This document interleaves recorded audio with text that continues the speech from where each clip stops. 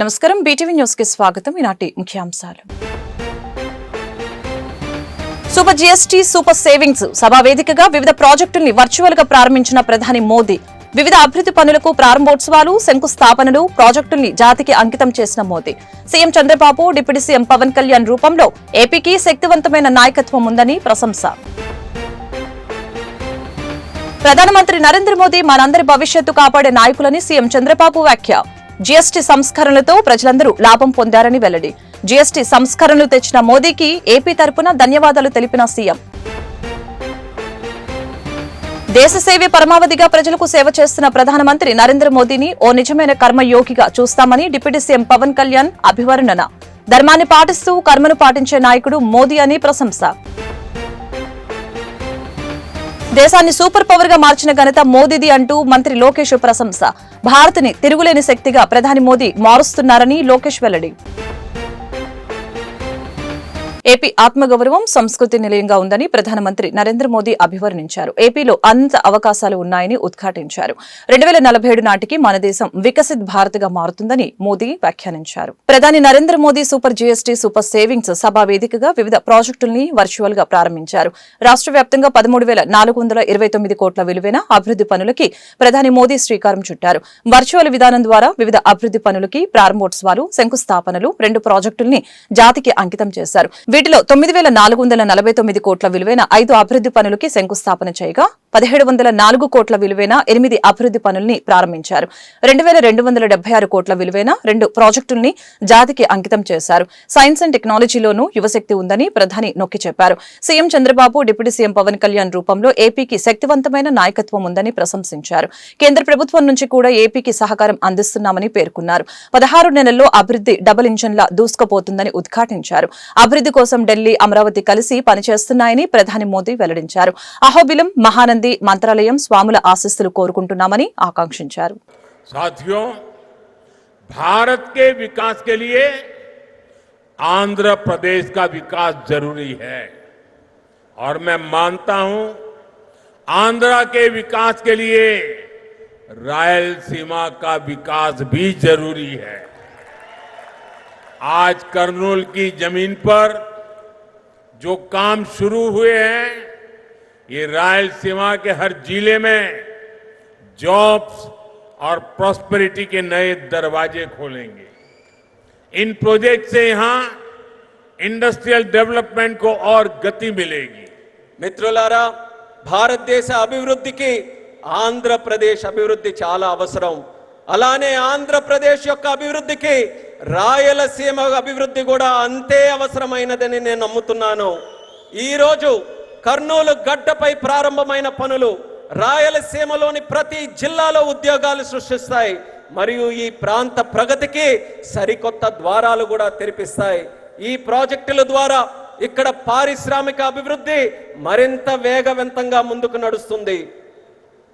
साथियों, हमें आंध्र प्रदेश के तेज विकास के लिए नए इंडस्ट्रियल कॉरिडोर्स और हब बनाने होंगे। इसके लिए सरकार अरवक्कल और कोप्परती को आंध्र प्रदेश की नई इंडस्ट्रियल आइडेंटिटी के रूप में डेवलप कर रही है। अरवक्कल और कोप्परती में निवेश बढ़ने से रोजगार के नए अवसर भी लगातार बढ़ रहे हैं.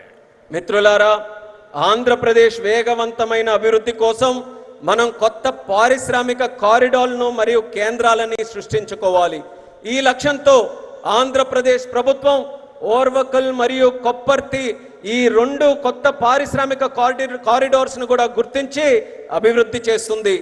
ఓర్వకల్లో మరియు కొప్పర్తిలో పెరుగుతున్న పెట్టుబడులతో ఉపాధి అవకాశాలు కూడా క్రమంగా పెరుగుతున్నాయి. साथियों, आज दुनिया भारत को 21वीं सदी के नए मैन्युफैक्चरिंग सेंटर के रूप में देख रही है. इस सफलता का सबसे बड़ा आधार है आत्मनिर्भर भारत का विजन.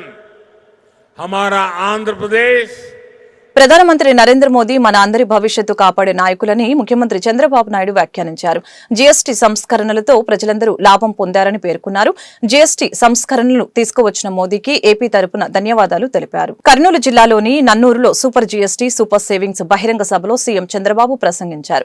ప్రధానమంత్రి నరేంద్ర మోదీ మనందరి భవిష్యత్తు కాపాడే నాయకులని వ్యాఖ్యానించారు. బ్రిటిష్ వారిని గజగజలాడించిన ఉయ్యాలవాడ పుట్టిన పౌరుషగడ్డ 25 ఏళ్లుగా ప్రజాసేవలో సీఎంగా ప్రధానిగా మోదీ ఉన్నారని సీఎం చంద్రబాబు ప్రశంసించారు. చాలా మంది ప్రధానులతో పనిచేసిన మోదీ వంటి నేతను చూడలేదని అభివర్ణించారు. ఎలాంటి విశ్రాంతి లేకుండా నిరంతరం మోదీ పనిచేస్తూనే ఉన్నారని చెప్పుకొచ్చారు. 2047 నాటికి ప్రపంచంలో భారత్ అగ్రస్థానంలో నిలుస్తుందని ఉద్ఘాటించారు. మోదీ సంకల్పంతో 11వ స్థానం నుంచి 4వ స్థానానికి చేరామని వివరించారు. ఆపరేషన్ సింధూర్ మన సైనిక బలం నిరూపించిందని కొనియాడారు. మాటలతో కాదు చేతలతో చూపించే వ్యక్తి ప్రధాని మోదీ అని సీఎం చంద్రబాబు ప్రశంసించారు. సభలో పాల్గొనడానికి మన రాష్ట్రానికి వచ్చినటువంటి ప్రధానమంత్రి మన అందరి భవిష్యత్తు కాపాడే నాయకుడు నరేంద్ర మోడీ గారికి గట్టిగా చప్పట్లు కొట్టి స్వాగతం పలకండి. మీరందరూ కూడా జీఎస్టీ వల్ల లాభం పొందారా లేదా అని మిమ్మల్ని అడుగుతున్నా. పొందామంటే చేతులు పైకెత్తండి. అలాంటప్పుడు చప్పట్లు ఏ విధంగా మారుమోగాలో ఒక్కసారి మళ్ళా చేసి చూపించండి.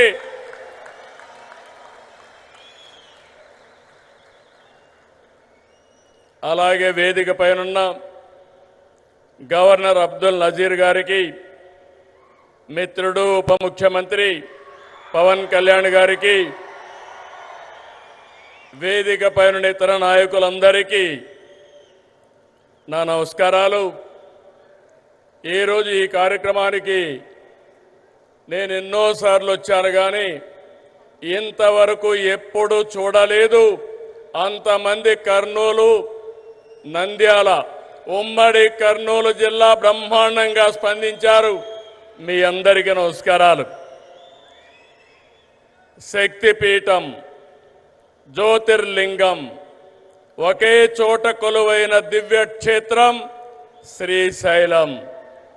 ఆ దివ్యక్షేత్రంలో ఈరోజు ప్రధానమంత్రి గారు ప్రార్థనలు చేయడం, అక్కడ శక్తి ఏంటో మనందరికీ అర్థమవుతుంది. బ్రిటిష్ వారిని గజగజలాడించిన ఉయ్యాలవాడ నరసింహారెడ్డి పుట్టిన పౌరుష గడ్డ ఈ కర్నూలు జిల్లా. ఇటువంటి ప్రాంతంలో జీఎస్టీ నెక్స్ట్ జనరేషన్ రిఫార్మ్స్ ఈరోజు మీకు ఇచ్చినటువంటి లాభం సూపర్ సేవింగ్, ఇది ప్రారంభం మాత్రమే. రాబోయే రోజుల్లో ఇలాంటి లాభాలు ఇంకా ఎక్కువ మీరు చూడబోతున్నాం, మనందరం చూడబోతున్నాం. దానికి ఆ ప్రధానమంత్రి నరేంద్ర మోడీ గారు ఇక్కడికి రావడం మనందరికీ శాశ్వతంగా గుర్తుంటుంది. దేశ సేవే పరమావధిగా ప్రజలకు సేవ చేస్తున్న ప్రధానమంత్రి నరేంద్ర మోదీని ఓ నిజమైన కర్మయోగిగా చూస్తామని ఆంధ్రప్రదేశ్ రాష్ట్ర ఉప ముఖ్యమంత్రి పవన్ కళ్యాణ్ అభివర్ణించారు. ధర్మాన్ని పాటిస్తూ కర్మను పాటించే నాయకుడు మోదీ అని ప్రశంసించారు. ఇవాళ గురువారం కర్నూలు జిల్లాలోని నన్నూరులో సూపర్ జీఎస్టీ సూపర్ సేవింగ్స్ బహిరంగ సభలో పవన్ కళ్యాణ్ ప్రసంగించారు. మోదీ దేశాన్ని మాత్రమే కాదు 2 తరాలను నడుపుతున్నారని కొనియాడారు. దేశం తలెత్తి చూసే విధంగా ఆత్మ నిర్భర్ భారత్ తీసుకువచ్చారని కీర్తించారు. కూటమి 15 ఏళ్లకు తక్కువ కాకుండా బలంగా ఉండాలని ఆకాంక్షించారు. ఎన్ని ఇబ్బందులు ఉన్నా తట్టుకొని మనం నిలబడాలని పవన్ కళ్యాణ్ సూచించారు. మనకి ప్రధానమంత్రి గారిని ఒకటే ఒక పదంతో పిలుస్తాం, కర్మయోగి.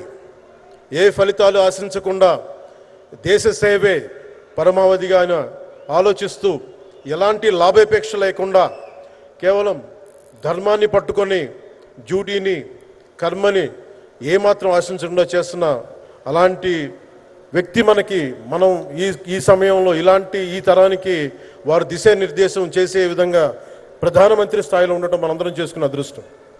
One who performs duty with truth, righteousness and discipline without attachment to results and dedicates action to the protection of those of the motherland attains eternal glory. The statement perfectly describes Honorable Prime Minister Shri Narendra Modi ji. Our Honorable Prime Minister Shri Narendra Modi ji is not just leading a government, ఆయన ప్రభుత్వాన్ని ఒకటే నడపట్లేదు, రెండు తరాల్ని నడుపుతూ ఒక alpha రాబోయే ఇప్పుడు పుట్టిన బిడ్డలకి దిశానిర్దేశం చేస్తున్నారు.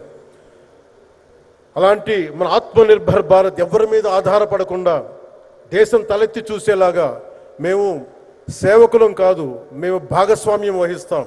మేము దేశానికి, ప్రపంచానికి దిశానిర్దేశం చేస్తాం. భారత్ అగ్రగామి, అంతేగాని కూర్చోబెట్టి చేతులు మడుచుకొని మేము భయపడతా ఉండే దేశం కాదు. తలెత్తుకొని పొగరగా, ఒక దేశపు జెండా ఎంత పొగరుగా ఉంటుందో అంత పొగరుతోటి భారతదేశాన్ని ప్రపంచ పటంలో నిలబెట్టిన మోదీ గారు మనకి ఈ రోజున ఈ కార్యక్రమానికి విచ్చేసి, ప్రత్యేకించి మొన్న గూగుల్ వచ్చింది, అలాగే ఈ రోజున ముఖ్యంగా దాదాపు 13,000 కోట్ల పైచిలుకుతోటి ఈ రోజున మనకి పెట్టుబడులు వస్తూ ఉన్నాయి. దాంట్లో ప్రత్యేకించి ఉరవకంలో 4,000 కోట్ల రూపాయలు పెట్టుబడి మనకి. ప్రత్యేకించి ఈ రోజున మనకి జిఎస్టి పన్నులు ఎప్పుడు పెరగడమే తప్ప ఇప్పుడు తగ్గవు. అలాంటి పన్నుల భారాన్ని మనకి మోదీ గారు వచ్చాక దాదాపు ప్రతి కుటుంబానికి సంవత్సరానికి, ఇందాక సోదరు లోకేష్ గారు చెప్పినట్టుగా, ఒక 20,000 రూపాయలు ఆదా చేసుకునే అవకాశం కలుగుతుంది. ఇది జిఎస్టిలో విద్య కానీ వైద్యం ఖర్చులకు భారం నుంచి సామాన్యులకు ఉపశమనం కలిగిస్తోంది. ఆరోగ్య బీమా, జీవిత బీమాపై జీఎస్టీ పూర్తిగా తొలగించడంతో దేశాన్ని సూపర్ పవర్ గా మార్చిన ఘనత మోదీదేనంటూ మంత్రి లోకేష్ కొనియాడారు. మోదీ కొట్టిన దెబ్బకి పాక్ దిమ్మ తిరిగిందని చెప్పారు. ట్రంప్ టారిఫ్స్ తో పలు దేశాలు వణికిన మోదీ బెదరలేదని అన్నారు. భారత్ ని తిరుగులేని శక్తిగా ప్రధాని మోదీ మారుస్తున్నారని లోకేష్ అన్నారు. నన్నూరులో సూపర్ జీఎస్టీ, సూపర్ సేవింగ్స్ బహిరంగ సభలో మంత్రి మాట్లాడుతూ, బ్రిటిష్ వారిని గడగడలాడించిన ఉయ్యాలవాడ పుట్టిన నేల అని, కర్నూలు ప్రజల రాజసం, కొండారెడ్డి బుర్జు అని చెప్పుకొచ్చారు. మన నమో అంటే విక్టరీ, ఆయన ఏ కార్యక్రమం చేపట్టినా విజయమే అని అన్నారు. గుజరాత్ సీఎంగా, దేశ ప్రధానిగా 25 ఏళ్లు పూర్తి చేసుకున్నారని తెలిపారు. దేశాన్ని సూపర్ పవర్ గా మార్చిన ఘనత మోదీది అంటూ మంత్రి కొనియాడారు. మూడ్ ఆఫ్ ఇండియా మన నమో అంటే విక్టరీ. ఆయన ఏ కార్యక్రమం ప్రారంభించినా విజయమే. గుజరాత్ ముఖ్యమంత్రిగా, భారతదేశ ప్రధానమంత్రిగా 25 ఏళ్ళు పూర్తి చేసుకున్నారు. మన నమో. కड़ी मेहनत का कोई विकल्प नहीं है. There is no substitute for hard work.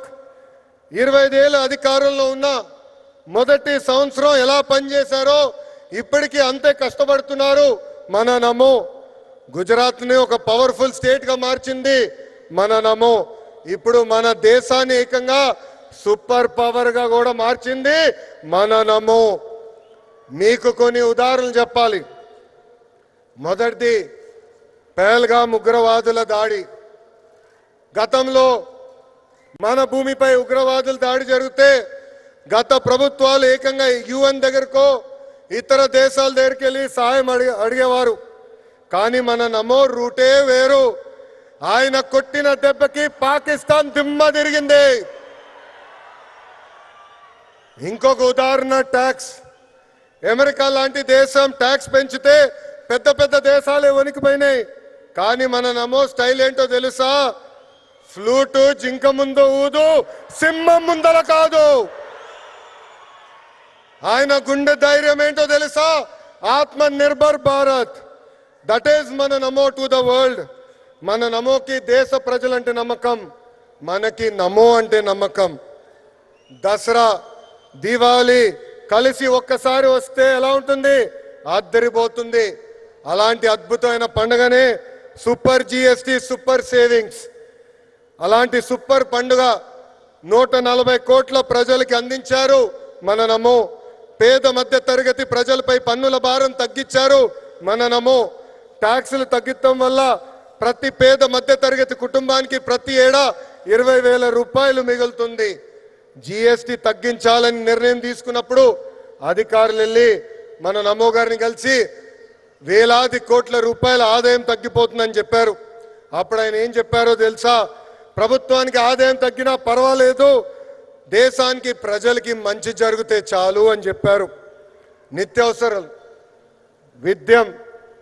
విద్య, వైద్యం, వ్యవసాయం, ఇలా పేద మధ్య తరగతి ప్రజలకు ఉపయోగపడే ప్రతి వస్తుపై జిఎస్టి తగ్గించారు మన నమ్మో. శ్రీశైలం బ్రహ్మరాంబ మల్లికార్జున స్వామివారిని ప్రధాని నరేంద్ర మోదీ దర్శించుకున్నారు. ప్రధానమంత్రి ధ్వజస్తంభ నమస్కారం, శివ సంకల్పం అనంతరం రత్నగర్భ గణపతి పూజ నిర్వహించారు. ఆ తర్వాత మూల విరాట్ శ్రీ మల్లికార్జున స్వామి జ్యోతిర్లింగానికి ఏకవార రుద్రాభిషేకం, బిల్వార్చన, మల్లెపూల అర్చన, మహామంగళ హారతి, మంత్ర పుష్పార్చనతో భక్తి శ్రద్ధలతో ప్రత్యేక పూజలు చేశారు. శ్రీశైలం బ్రహ్మరాంబ మల్లికార్జున స్వామివారిని ప్రధాని నరేంద్ర మోదీ దర్శించుకున్నారు. మొదటగా ప్రధాని మోదీ బ్రహ్మరాంబ గెస్ట్ హౌస్ నుంచి బయలుదేరి నంది మండపం సర్కిల్ ద్వారా దేవాలయ ప్రాంగణంలోని గంగాధర మండపం వైపు వచ్చారు. మోదీకి దేవస్థానం ప్రధాన ద్వారం వద్ద వేద పండితులు పూర్ణ కుంభంతో స్వాగతం పలికారు. ప్రధాని మోదీతో పాటు ముఖ్యమంత్రి చంద్రబాబు, డిప్యూటీ సీఎం పవన్ కళ్యాణ్లు విచ్చేశారు. అనంతరం ప్రధానమంత్రికి విభూతి కుంకుమ ధరింపచేసి ప్రదక్షిణాకార మార్గంలో ఆలయ అంతర్భాగానికి ఆహ్వానించారు. ప్రధానమంత్రి ధ్వజస్తంభ నమస్కారం, శివ సంకల్పం అనంతరం రత్నగర్భ గణపతి పూజ నిర్వహించారు. ఆ తర్వాత మూల విరాట్ శ్రీ మల్లికార్జున స్వామి జ్యోతిర్లింగానికి ఏకవార రుద్రాభిషేకం, బిల్వార్చన, మల్లెపూల అర్చన, మహామంగళ హారతి, మంత్ర పుష్పార్చనతో భక్తి శ్రద్ధలతో ప్రత్యేక పూజలు చేశారు. मल्लिकार्जुन ज्योतिर्लिंग को दक्षिण का कैलाश भी कहा जाता है.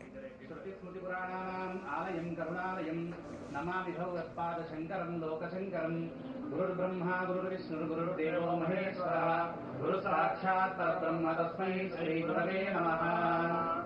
एवं गुण विशेषण विशिष्टायां श्री परमेश्वरमुद्दिश्य परमेश्वर प्रीत्यर्थं पूर्वोक्तेवं गुण विशेषण विशिष्टायां शुभतिथौ श्रीशैल महाक्षेत्रे भ्रमराम्बा समेत मल्लिकार्जुन महास्वामी देवता सन्निधौ अस्मिन् वर्तमान व्यावहारिक चान्द्रमानेन प्रभवादि षष्टि संवत्सराणां मध्ये श्री विश्वावसुनाम संवत्सरे दक्षिणायने शरदृतौ आश्वयुजमासे कृष्णपक्षे दशम्यां बृहस्पतिवार. కార్తీక మాసం సందర్భంగా ఈ నెల 22 నుంచి వచ్చే నెల 20 వరకు మల్లేశ్వర స్వామివారి ఆలయంలో ప్రత్యేక అభిషేక కార్యక్రమాలు ఉంటాయని శ్రీ దుర్గా మల్లేశ్వర స్వామివార్ల దేవస్థానం కమిటీ చైర్మన్ బొర్ర రాధాకృష్ణ, ఈవో సీనా నాయకులు వెల్లడించారు. నవంబర్ 1వ తేదీ నుంచి దుర్గమ్మ మండల దీక్షాధారణలు ప్రారంభమవుతాయని, దీపావళి సందర్భంగా ఆలయంలో ప్రత్యేక పూజలు కార్యక్రమాలు ఉంటాయని వివరించారు. శ్రీ దుర్గా మల్లేశ్వర స్వామివార్ల దేవస్థానం మహామండపం 6వ అంతస్తులో దేవస్థానం కమిటీ చైర్మన్ బొర్ర రాధాకృష్ణ, ఈవో సీనా నాయకులు మీడియాతో మాట్లాడారు.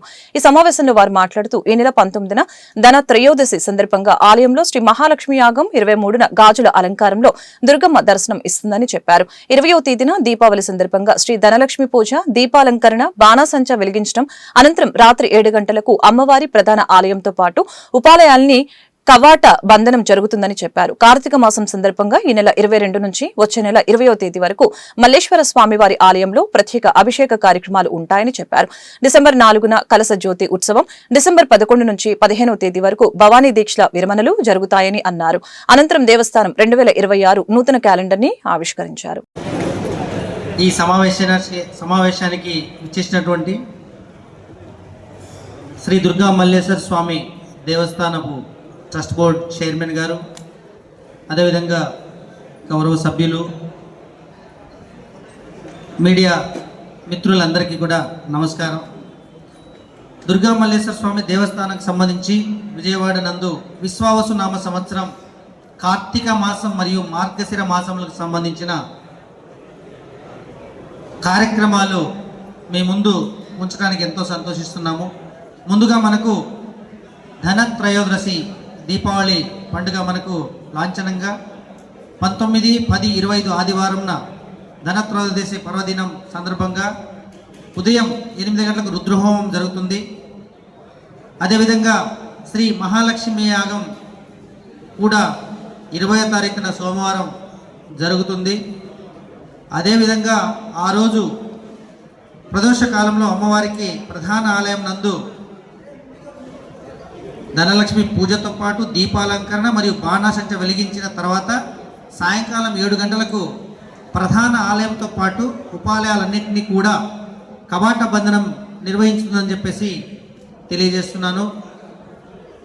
అక్కడితో మనకు దీపావళి పండుగకు సంబంధించిన కార్యక్రమం కంప్లీట్ అవుతుంది. రెండో అంశము కార్తీక మాసం. ఈ యొక్క దుర్గా మల్లేశ్వర స్వామి ఆలయం నందు కార్తీక మాసం 22 అక్టోబర్ 25 బుధవారం నుండి 20 నవంబర్ 25 గురువారం వరకు కూడా ఈ నెల రోజులు కూడా అంతా మొత్తం కూడా మనకు ఈ యొక్క కార్తీక మాసం పవిత్ర దినాలు అనేది జరుగుతాయని చెప్పేసి తెలియజేస్తున్నాను. వీటిలో ముఖ్యంగా 23 అక్టోబర్ గురువారం రోజున శ్రీ కనకదుర్గమ్మ తల్లి అమ్మవారికి గాజుల ఉత్సవం, భగిని హస్త భోజనం, గాజులతో అలంకరణం ఈ యొక్క కార్యక్రమం మేజర్గా ఉంటుందని చెప్పేసి అన్ని చోట్ల కూడా భారీ ఎత్తున ప్లాన్ చేస్తున్నాం. ఎప్పుడు ఈ విధంగా చేసినట్టుగానే మరి ఆ వెలుగుల్లో నిండిపోతుంది దేవాలయం అంతా కూడా. ఆ రోజు కూడా మీరు ఆహ్వానితులే. మీరు ఇక్కడ సిబ్బంది మాతో పాటు కూడా మీరు సభ్యులు మీరంతా కూడా మీడియా వాళ్ళు ఒక పార్ట్. మరి ఈ టెంపుల్ మీద మీరంతా కూడా ఒక పార్ట్. చాలా అర్చక స్వాములు ఎలాగో, పండితులు ఎలాగో, మరి సిబ్బంది ఎలాగో మీరు కూడా ఒక పార్ట్. డెఫినెట్గా మిమ్మల్ని అందరూ గౌరవిస్తాం మేము. డెఫినెట్గా మరి మేము సిబ్బందితో పాటు అర్చక స్వాములు అందరితో పాటు ఎలా ఇస్తే గౌరవిస్తామో మీకు కూడా అదే గౌరవం దక్కుతుంది. ఇక్కడ మీరు దయచేసి ఆ తల్లి ప్రతిష్ఠ కోసం మీరు మనం అంతా కూడా పాటుపడదాం. మరి కార్తీక మాసం అంతా కూడా పూజలు ఉన్నాయి. కార్తీక మాసంలో కూడా భక్తులు విరివిగా వస్తారు. శివాలయంలో ప్రత్యేకమైన అభిషేకాలు కానీ పూజలు కానీ ఉంటాయి, మరి హోమాలు ఉంటాయి. మరి అట్లాగే ఆ తర్వాత ఆ కార్తీక మాసంలో మాల ధరించిన మాతలు భక్తులు మరి ఎక్కడెక్కడి నుంచో ఎన్నో రాష్ట్రాల నుంచి మళ్ళీ కూడా మన దసరా ఉత్సవం ఎలా జరుగుతుందో ఆ టైపులో వాళ్ళు 41 రోజు మాల తీసిన తర్వాత మరి ఇక్కడ దండ ఎత్తి మరి మన ఆ తల్లి దగ్గరికి, ఆ శక్తి భవానీ దగ్గరికి జై భవానీ జై భవానీ జై భవానీ అంతా వస్తారు. మీరంతా మీ కోఆపరేషన్ కావాలి. దాని మీద యువ గారు కొన్ని విషయాలు చెప్తారు. ఇక నుంచి వాళ్ళకి ఇంకెప్పుడు జరగనట్టుగా కొత్తగా మరి మేము మా ట్రస్ట్ బోర్డు ధర్మగల మండలి కూడా ఉంది ఈసారి. మరి వాళ్ళకి వచ్చిన కాడి నుంచి కూడా అలసిపోయి వస్తారు. ఎక్కడెక్కడో నడిచి పాదాలంతా కందిపోయి మరి ఆ వచ్చే వాళ్ళకి వెంటనే వాళ్ళకి రిలాక్స్ అవ్వడానికి వీలుగా మనం లైన్లో ఏం చేయాలి, వాళ్ళు ఎలా రిసీవ్ చేస్తారు. నకిలీ మద్యం మాఫియా వ్యవహారంపై వైసీపీ ఎన్టీఆర్ జిల్లా అధ్యక్షులు దేవినేని అవినాష్ సంచలన ఆరోపణలు చేశారు. ఇబ్రహీంపట్నంలో జోగి రమేష్ ని కలిసిన తర్వాత ఆయన మీడియాతో మాట్లాడారు. నకిలీ మద్యం సూత్రధారులు చంద్రబాబు, లోకేష్ లేనని ఆరోపణలు చేశారు. జయచంద్రారెడ్డి, జనార్దన్లు పాత్రధారులు మాత్రమేనని చెప్పారు. నకిలీ మద్యం డబ్బులను ఎంపీ చిన్ని, ఎమ్మెల్యే వసంతలు పంచుకున్నారని ఆరోపించారు. కేసును పక్కదారి పట్టించేందుకే జోగి రమేష్ పై ఆరోపణలు చేస్తున్నారని ధ్వజమెత్తారు. మా అనుబంధ సంఘ అధ్యక్షులుగానే ఉంది. వివిధ గ్రామాల నుంచి, వివిధ ప్రాంతాల నుంచి వచ్చిన పెద్దలందరం ఈరోజు రమేష్ గారిని కలిసి ఏదైతే వైఎస్ఆర్ కాంగ్రెస్ పార్టీ ఎన్టీఆర్ జిల్లా జోగి రమేష్ గారు మీద ఏదైతే కూటమి ప్రభుత్వం ఒక తప్పుడు ఆరోపణలు కానివ్వండి, లేకపోతే ఏదో ఒక రకంగా ఆయన ఇబ్బంది పెట్టాలని చెప్పని ఏ విధంగా అయితే చూస్తుందో వాళ్ళు చేసే నీచ రాజకీయాలకి, వాళ్ళు చేసే పిచ్చి రాజకీయాలు ఏదైతే ఉన్నాయో వాటినన్నిటిని కూడా జోగి రమేష్ గారు ఎదుర్కొంటూ ముందుకెళ్తున్నారు. ఆయనకి అండగా ఈరోజు ఎన్టీఆర్ జిల్లా వైఎస్ఆర్ కాంగ్రెస్ పార్టీ పూర్తిగా ఆయనకు అండగా ఉండటానికి చెప్పడానికి ఈరోజు మేమందరం కలుగుతాం. ఈరోజు చంద్రబాబు నాయకత్వంలో కూటమి ప్రభుత్వం అధికారంలోకి వచ్చిన ఈ యొక్క 15 నెలల్లో సంక్షేమ కార్యక్రమాలు, అభివృద్ధి కార్యక్రమాలు చేయకుండా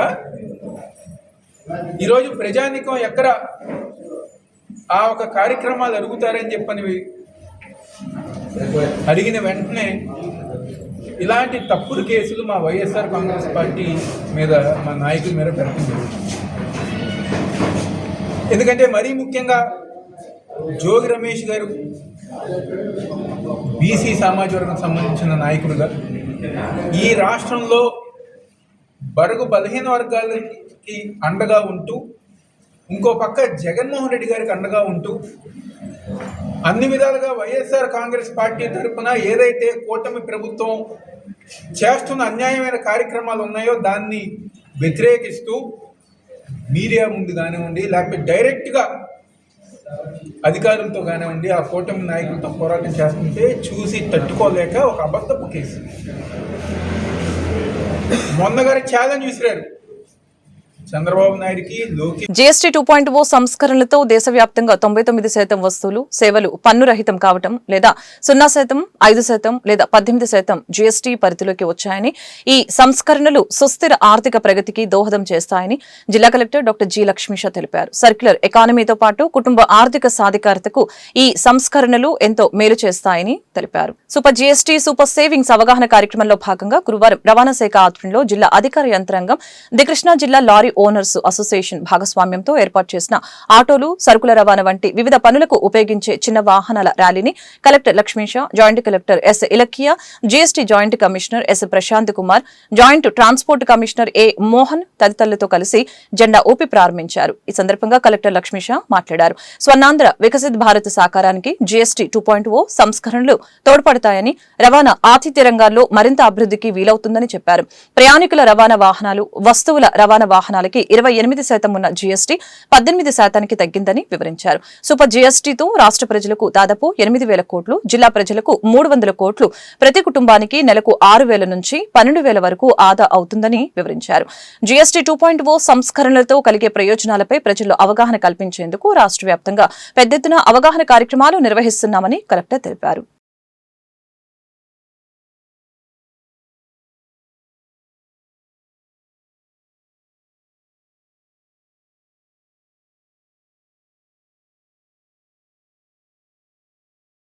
కూడా super GST, super saving concept మీద ప్రజలందరికీ చైతన్యం తీసుకురావడం జరుగుతూ ఉంది. ప్రజలందరికీ ఇప్పుడు ఈ జీఎస్టీ తగ్గించడం వల్ల, జీఎస్టీ 2.0 సూపర్ జీఎస్టీ వల్ల ఎంత ఆదా అవుతా ఉంది, ఎంత పబ్లిక్కి పాకెట్ మనీ సేవ్ అవుతున్నాయి, దీని గురించి అవగాహన కల్పిస్తూ ఉన్నాము. ఈరోజు ట్రాన్స్పోర్ట్ డిపార్ట్మెంట్, అలాగే auto drivers, vehicle drivers associations వాళ్ళ ఆధ్వర్యంలో ఎన్టీఆర్ జిల్లాలో పెద్ద ర్యాలీ నిర్వహించడం జరుగుతూ ఉంది. ఇక్కడ ఒకవైపు చాలకులు, ఇంకొక వైపు వెహికల్స్తో పాటు డిపార్ట్మెంట్ అందరి సమన్వయంతో, అసోసియేషన్ అందరి సమన్వయంతో, కమర్షియల్ ట్యాక్స్, అలాగే జిల్లా యంత్రాంగం ద్వారా ఈ కార్యక్రమం చేయడం జరుగుతూ ఉంది. ఈ ముఖ్య ఉద్దేశం ప్రజల్లో అవగాహన తీసుకురావాలి. చిన్న అంశాలు మనం చూసుకుంటే రాష్ట్రంలోనే ఈ జీఎస్టీ, సూపర్ జీఎస్టీ వల్ల దాదాపుగా 8,000 కోట్లు డబ్బు ప్రజలకి ఆదా అవుతూ ఉంది. అలాగే మన జిల్లాలో చూసుకుంటే దాదాపుగా 300 కోట్ల వరకు ఆదా అవుతుంది. ప్రతి కుటుంబానికి తీసుకుంటే ఏం లేదన్నా కూడా 6,000 నుంచి 12,000 ప్రతి నెల సేవ్ అవుతుంది. సో ఇంత మంచి కార్యక్రమాన్ని ఇంత చక్కగా తీసుకొచ్చిన మన ప్రధానమంత్రి వారు, ఇక్కడ ముఖ్యమంత్రి వారు, సో ఈ కార్యక్రమాన్ని చక్కగా చేపడుతున్నారు. కాబట్టి ఇది ప్రజలకి అందరికీ తెలియచేయాలి. ఇక ఆటోమొబైల్లో చూసుకుంటే 18% నుంచి 5%కి 28 అదొకసారి ఇవ్వండి. 12 to 28 to 12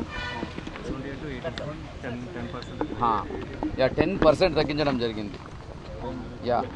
ఇప్పుడు ప్రయాణికుల రవాణా వాహనాలు, అలాగే వస్తువులు రవాణా వాహనాలు, వస్తువులు, అలాగే వస్తువుల ట్రాన్స్పోర్టేషన్ కానీ, ప్యాసింజర్ వెహికల్స్ కానీ, ఇవన్నిటికి 28% ఉండేది 18% తగ్గింది. అంటే దాదాపు 10% ఆటోమేటిక్గా తగ్గిపోయింది. సో దీనివల్ల చాలా ఆదా అవుతుంది పబ్లిక్కి, అలాగే వెహికల్లో కొనే వాళ్ళకి, వీళ్ళందరికీ ఆదా అవుతుంది.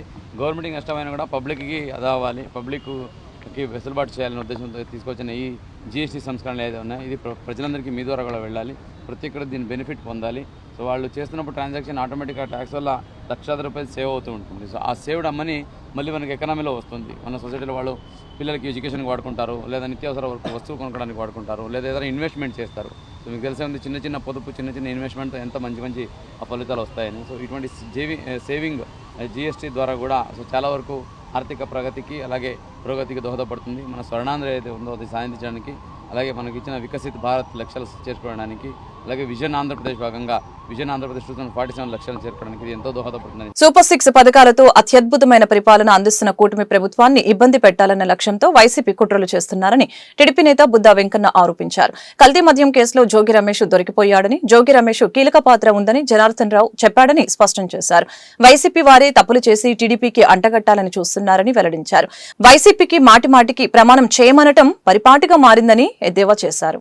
వారం రోజులుగా ఏదైతే ఆంధ్రప్రదేశ్లో కల్తీ మద్యం గురించి వివిధ వార్తలు వస్తున్నాయో ఆ వార్తలు ముఖ్యంగా జోగి కలిస్తే బూడిద రాలినట్టు జగన్ రెడ్డి, జోగి రమేష్ కలిస్తే కల్తీ మద్యం ఏరులై పారుద్దని తెలిసిపోయింది. ఎందుకంటే తెలుగుదేశం పార్టీ కానీ, చంద్రబాబు నాయుడు గారు కానీ ఎప్పుడూ కూడా పార్టీలో ఉండి ఏ తప్పుడు పని చేసినా ఇమీడియట్లుగా సస్పెండ్ చేస్తారు. అలాగే రాష్ట్రంలో ఉన్న ఎంతోమంది నాయకులు కొంతమందిని ఐడెంటిఫై చేయకపోవచ్చు, పార్టీలో ఉండొచ్చు, వాళ్ళు కానీ తప్పు చేస్తే ఎమ్మెల్యే సస్పెండ్ చేస్తారు. అలాగే ఇందులో ఉన్నటువంటి ముద్దాయిలను కూడా వాళ్ళు ముద్దాయిలను తేలగానే సస్పెండ్ చేశారు. అయితే ఇక్కడ ట్విస్ట్ ఏంటంటే వీళ్ళు జగన్మోహన్ రెడ్డి ప్రభుత్వం ఉన్నప్పటి నుంచి కల్తీ మద్యం తయారు చేస్తున్నారు. ఆ కల్తీ మద్యానికి మెయిన్ సూత్రధారి జోగి రమేష్. ఒక దొంగ పోలీసులు పట్టుకున్నాక ఆ దొంగ ఎక్కడ దొంగతనం చేశారు, ఆ ఎవరు దొంగతనం చేపించారు, అది ఏ కోర్టులో అమ్మాడు అని ఇంట్రాగేషన్లో మొత్తం కూడా దొంగ చెప్తాడు. అలాగే ఏదైతే కల్తీ మద్యం కేసులో జనార్దన్ రావు ఉన్నాడో ఆ జనార్దన్ రావు చెప్పాడు ఏమని, జోగి రమేష్ ఇందులో కీలక పాత్ర అని. జోగి రమేష్ కీలక పాత్ర అన్నప్పుడు చంద్రబాబు నాయుడు గారిని ప్రమాణ స్వీకారం చేయమంటారండి. ప్రతి బచ్చాగాడు ఈ రాష్ట్రంలో ఉన్నటువంటి వైసీపీ బచ్చాగాళ్ళందరూ కూడా దొంగతనాలు చేయడం, దొరికిపోవడం, చంద్రబాబు నాయుడు గారిని కానీ లోకేష్ బాబు గారిని కానీ ప్రమాణం చేయమంటారు. అసలు జోగి రమేష్ పాత్ర ఉందని చంద్రబాబు గారు చెప్పారా? ఏదైతే దొరికిపోయాడో దొంగ జనార్దన్ రావు చెప్పాడు. నువ్వేం చెప్పాలా? జనార్దన్ రావుని ప్రమాణం చేయమనండి అని చెప్పాలా? చంద్రబాబు నాయుడు గారిని ప్రమాణం చేయమంటారంటే. నగరంలో వర్షాధార ప్రభావం వలన రోడ్లు దెబ్బతిన్నాయని వెంటనే నగరపాలక సంస్థ అధికారులు రోడ్ల మరమ్మతులు చేపట్టాలని సిపిఐ నగర కార్యదర్శి జి కోటేశ్వరరావు డిమాండ్ చేశారు. భవిష్యత్తులో ఇలాంటివి పునరావృతం కాకుండా చూసుకోవాలని ఆయన వెల్లడించారు. ప్రమాదాలకు నిలయంగా మారిన 54 డివిజన్లోని ఆబోతు అప్పన్న వీధి రోడ్డు నిర్మాణం చేపట్టాలని స్థానికులతో కలిసి సిపిఐ నేతలు పెద్ద ఎత్తున నిరసన వ్యక్తం చేశారు. వెంటనే ఆ రోడ్డు మరమ్మతులు చేపట్టాలని నినాదాలు చేశారు. ఈ సందర్భంగా సిపిఐ నగర కార్యదర్శి జి కోటేశ్వరరావు మాట్లాడారు. వర్షాధార ప్రభావం వలన 54 డివిజన్లోని ఆబోతు అప్పన్న వీధి రోడ్డు గుంతలమయం అయిందని, దీనివలన ప్రమాదాలు జరుగుతున్నాయని వివరించారు. నగర మేయర్, స్థానిక కార్పొరేటర్లు ముందస్తు చర్యలు తీసుకోకపోవడం వల్లనే ఈ రోడ్డు ప్రమాదానికి గురైందని చెప్పారు. ఇప్పటికైనా నిధులు కేటాయించి రోడ్ల మరమ్మతులు చేయాలని ఆయన నగరపాలక సంస్థ అధికారులకు విజ్ఞప్తి చేశారు.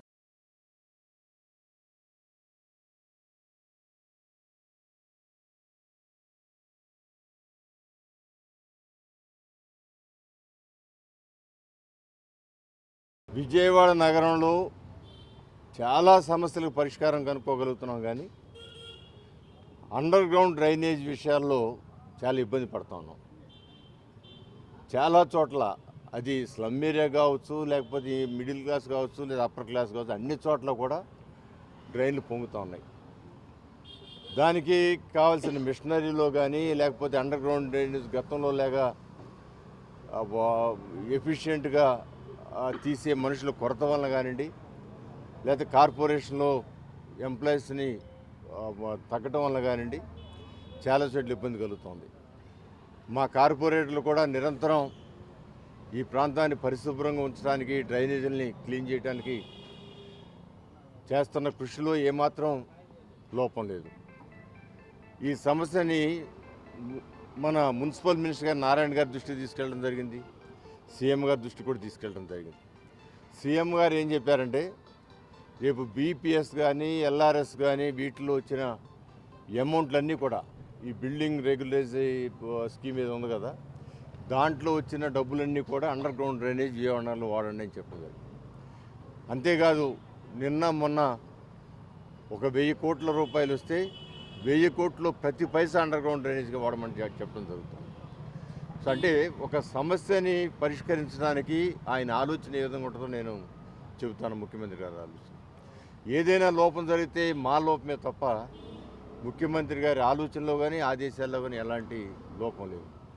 ఏదేమైనా కూడా ఇది ప్రెస్టేజ్గా తీసుకొని మా కార్పొరేటర్ గారు సాయిబాబు గారు నాయకత్వంలో ఈ డివిజన్లో అండర్ గ్రౌండ్ డ్రైనేజ్ ఎక్కడా పొంగకుండా చేయడానికి ప్రయత్నం, ఏమైనా వనరులు కావాలంటే కూడా వాటికి సమీకరించి వాటి కోసం మేము ప్రయత్నం చేయడానికి ఇక్కడ ఒక ఎక్స్పెరిమెంట్ చేయడం జరుగుతోంది. ఈ మధ్యకాలంలో ఎప్పుడూ లేని విధంగా వర్షాలు రావడం, మెయిన్ రోడ్లన్నీ కూడా ఎప్పుడూ నీళ్లతో పొంగి ఉండటం, మరి అది చంద్రబాబు గారి ఆదేశాలతోనే అక్కడ మనుషులు పెట్టి మిషన్లు పెట్టి వర్షం వచ్చిన గంటలోపు నీళ్ళన్నీ తీసే విధంగా కొన్ని పెట్టడం వల్ల కూడా ఈ లోన జరిగే పనులకు జాటంగా జరిగింది.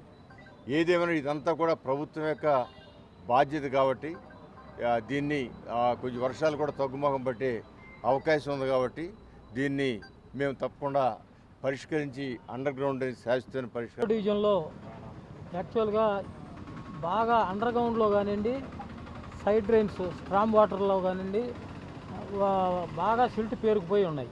ఆ సిల్టును తీయాలని డిపార్ట్మెంట్ వారికి చాలాసార్లు విన్నపం చేశాం, కానీ దాని మీద శ్రద్ధ పెట్టలేదు. దాని మీద శ్రద్ధ పెట్టకపోవటం వల్లనే అండర్గ్రౌండ్ డ్రైనేజీ పొంగుతూ జరుగుతుంది. ఈ కావాల్సిన లేబర్ సిల్టు తీయడానికి కావాల్సిన లేబర్ని ఎన్ఎంఆర్ లేబర్ని ఎందుకు రిక్రూట్ చేసుకోరు, ఎందుకు పెట్టరు అసలు డిపార్ట్మెంట్ వారు? అది లేకుండా మనుషులు కావాల్సిన మనుషులు లేకుండా ఏదో మనుషులు ఏమీ లేకుండా పని చేయమనమంటే ఎట్లా చేస్తారు? ఈ ఉండవాళ్ళేమో చేయట్లేదు పని. కాబట్టి ఏంటంటే మా ఎమ్మెల్యే గారి దృష్టిలోకి అది వెళ్ళిన తర్వాత ఎమ్మెల్యే గారు అవసరం అయితే మన ఫండ్స్తో అయినా చేస్తాము, దాన్ని ఒక నెల రోజుల్లో మీరు పరిష్కారం కనుక్కునేటట్టుగా చూడండి. ఆ నెల రోజుల్లో మీరు చేసి చూపించిన తర్వాత మిగతాయి మనం మాట్లాడదామని. ప్రమాదాలకు నిలయంగా మారిన 54 డివిజన్లోని ఆబోతు అప్పన్న వీధి రోడ్డు నిర్మాణం చేపట్టాలని స్థానికులతో కలిసి సిపిఐ నేతలు పెద్ద ఎత్తున నిరసన వ్యక్తం చేశారు. వెంటనే ఆ రోడ్డు మరమ్మతులు చేపట్టాలని నినాదాలు చేశారు.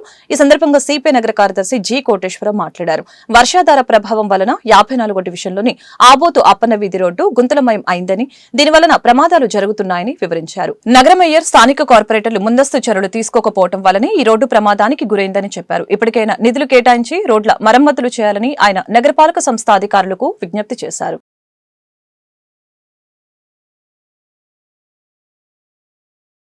సంస్థలో అధికార పక్షం వైఎస్ఆర్ కాంగ్రెస్ పార్టీ, రాష్ట్రంలో ప్రభుత్వం కూటమి ప్రభుత్వం నడుస్తూ ఉన్నది. ఇద్దరూ కూడా ప్రజల యొక్క సమస్యల్ని పరిష్కరించటంలో అశ్రద్ధ వహించటంతో ఈ రోజున ఈ రోడ్డులో 2.5 సంవత్సరాలు చెప్పారు క్రితం ప్రారంభించబడినటువంటి పనులు ఇప్పటికీ నత్తనడక నడుస్తూ ఉన్నాయి. కాబట్టి దీనికి బాధ్యులు ఎవరు? నగరపాలక సంస్థ ప్రధానమైనటువంటి బాధ్యత మేయర్ గారు, అలాగే స్థానిక కార్పొరేటర్ గారు దీనికి బాధ్యత వహించాలి. అదే క్రమంలో కమిషనర్ గారు కూడా ఎక్కడైతే రాష్ట్ర ప్రభుత్వం నుంచి రావాల్సినటువంటి నిధులు సక్రమంగా రాకపోవటం వలన నగరంలో జరగాల్సినటువంటి అభివృద్ధి జరగట్లా, నగరంలో ఎక్కడ పనులు అక్కడ ఆగిపోయినటువంటి పరిస్థితి. దానికి ముఖ్యంగా ఎంపీ గారు, ఎమ్మెల్యే గారు రాష్ట్ర ప్రభుత్వం నుంచి నగరపాలక సంస్థకి తీసుకురావాల్సినటువంటి నిధులు తీసుకురాకపోవడంతో అనేక ప్రాంతాల్లో, అనేక డివిజన్స్లో ఎక్కడ పనులు అక్కడ ఆగిపోవడంతో ప్రజలు తీవ్రమైనటువంటి ఇబ్బంది పడతా ఉన్నారు. ఈ ప్రాంతంలో ముఖ్యంగా 54వ డివిజన్ ఆపోతుల వారి వీధిలో 6 నెలలుగా పడుతున్నటువంటి ఇబ్బందులు చూసినట్లయితే మనం పైన ఉన్నటువంటి మెట్ల మీద నుంచి కింద దిగేటటువంటి పరిస్థితిలో పడిపోయి ప్రమాదాలు జరిగినటువంటి సందర్భాలు కూడా ఇక్కడ ఉన్నాయి. అలాగే గత వారంలో వచ్చినటువంటి వర్షం చూసినట్లయితే వర్షానికి 2 అడుగుల మేరకు నీరు నిలిచిపోవడంతో ఎక్కడ ఏ రాయి ఉందో, ఎక్కడ ఏ గొయ్యి ఉందో తెలియనటువంటి పరిస్థితిలో భారతదేశం దినదిన అభివృద్ధి చెందకుండా దేశం వెనక్కిపోతుందని, ఒకప్పుడు చైనా కంటే ముందు ఉండే మన దేశం నేడు ఏ స్థాయిలో రాజకీయ పార్టీలు, ప్రభుత్వాలు దేశాన్ని వెనక్కి నెడుతున్నాయో ప్రజలు గ్రహించాలని ఆంధ్ర పొలిటికల్ పార్టీల ప్రజా సంఘాల ఫ్రంట్ రాష్ట్ర కమిటీ చైర్మన్ జాలాది చంద్రానంద్ వెల్లడించారు. ప్రభుత్వం రంగ సంస్థల్ని ప్రభుత్వాలే అమ్మేస్తూ ప్రభుత్వ ఉద్యోగాలు లేకుండా చేస్తున్నాయని ఆవేదన వ్యక్తం చేశారు. గాంధీనగర్ ప్రెస్ క్లబ్ నందు ఆంధ్ర పొలిటికల్ పార్టీల ప్రజా సంఘాల ఫ్రంట్ ఆధ్వర్యంలో విలేకరుల సమావేశం నిర్వహించడం జరిగింది. ఈ సమావేశంలో ఏపీపీఎఫ్ చైర్మన్ జాలాది చంద్రానంద్, సోషలిస్ట్ కూటమి జాతీయ కార్యదర్శి జైబాబు, ఇండియన్ ప్రజా కాంగ్రెస్ పార్టీ సిద్దం రెడ్డి, శివశంకర్ రెడ్డిలు పాల్గొని మాట్లాడారు. రాజకీయ పార్టీలు, ప్రజా సంఘాలు ఐక్యం కావాలని పిలుపునిచ్చారు. కుల వృత్తులు ధ్వంసమైపోవడం వలన వాటిపై ఆధారపడి జీవించే కులాలన్నీ రోడ్డున పడ్డాయని తెలిపారు. విద్య, వైద్యం, సేద్యం, ఉద్యోగం, ఉపాధి, రిజర్వేషన్, సామాజిక న్యాయం అట్టడుగు కులాలకు అందే వరకు పోరాడతామని చెప్పారు. ప్రభుత్వ రంగాలు అన్ని ప్రైవేటీపరం చేస్తుంటే ప్రశ్నించాల్సిన ప్రజలు ప్రశ్నించకుండా ఉంటే రాబోయే రోజుల్లో విద్య, వైద్యం, సామాజిక న్యాయం కూడా దూరమయ్యే అవకాశం ఉందని తెలిపారు. కేంద్ర, రాష్ట్ర ప్రభుత్వాలని ఎదిరించైనా సామాజిక న్యాయం కోసం పోరాడతామని తెలిపారు. కనుమరుగైపోతా ఉన్నాయి.